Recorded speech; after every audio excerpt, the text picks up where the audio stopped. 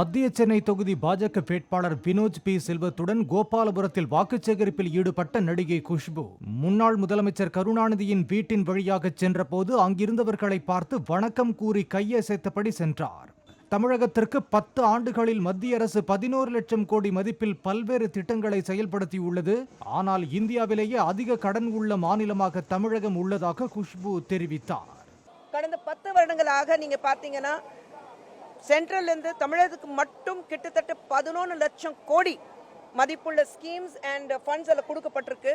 ஆனா இது வரைக்கும் என்ன பண்ணியிருக்காங்கன்னு தெரியல. இன்னைக்கு தமிழகம் நம்ம நாட்டிலேயே த ஹையஸ்ட் borrowing ஸ்டேட், நிறைய கடன் இருக்கிறது ஒரு மாநிலம் சொன்னாக்கா அது தமிழகம் தான் இருக்கு.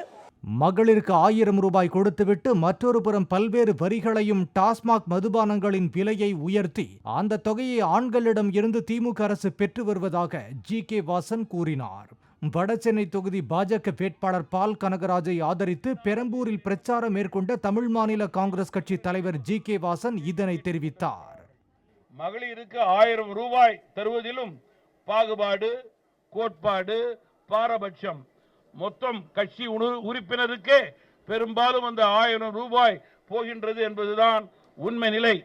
1000 ரூபாயை ஒரு கையிலே கொடுத்துவிட்டு மறு கையிலே நம்முடைய சாதாரண மக்களுக்கு வரியை உயர்த்தி, டாஸ்மாக்கை உயர்த்தி, பெண்களுக்கு 1000 ரூபாய் கொடுத்து அதை ஆண்களிடம் பெற்றுக்கொண்டு தங்கள் அரசே மீண்டும் கஜானாவிலே போட்டுக் கொள்கின்ற திராவிட மாடல் தான் இந்த மாடல் என்பதிலே மாற்று கருத்து இருக்க முடியாது. இந்தியா கூட்டணி சார்பில் கன்னியாகுமரி நாடாளுமன்ற தொகுதியில் போட்டியிடும் காங்கிரஸ் வேட்பாளர் விஜய் வசந்த் நாகர்கோவில் கட்டபொம்மன் சந்திப்பில் பொதுமக்கள், வியாபாரிகளிடம் வாக்கு சேகரித்தார். அப்போது கல்லூரி மாணவிகள் மற்றும் பெண்கள் விஜய் வசந்துடன் செல்ஃபி எடுத்துக்கொண்டு ஆதரவு தெரிவித்தனர். கரூர் மாவட்டம் குளித்தலை அருகே மேட்டு திருக்காம்புலியூர் கிராமத்தில் கரூர் நாடாளுமன்ற தொகுதி அதிமுக வேட்பாளர் தங்கவேலுவுக்கு ஆதரவாக முன்னாள் அமைச்சர் விஜயபாஸ்கர் தீவிர வாக்கு சேகரிப்பில் ஈடுபட்டார். நீங்க எல்லாம் சிந்திச்சு ஓட்டு போடுங்கம்மா, ரெட்டலைக்கு ஓட்டு போடுங்க.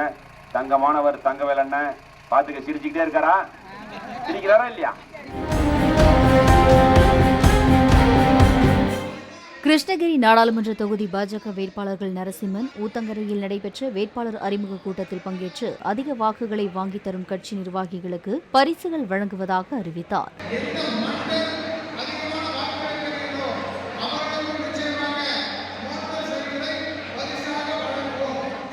திமுக யாருக்கும் பணம் காசு கொடுக்க வேண்டிய அவசியமில்லை, கொடுக்கவும் மாட்டோம். ஏனென்றால் எங்களது வெற்றி உறுதி செய்யப்பட்டது என்று புதுக்கோட்டையில் திருச்சி மதிமுக வேட்பாளர் துரை வைகோவின் தீப்பெட்டி சின்னத்தை அறிமுகப்படுத்தி பேசிய சட்டத்துறை அமைச்சர் ரகுபதி கூறினார். மற்ற கட்சிகள்லாம் பண மூவ்மெண்ட்லாம் செய்ய முடியாது.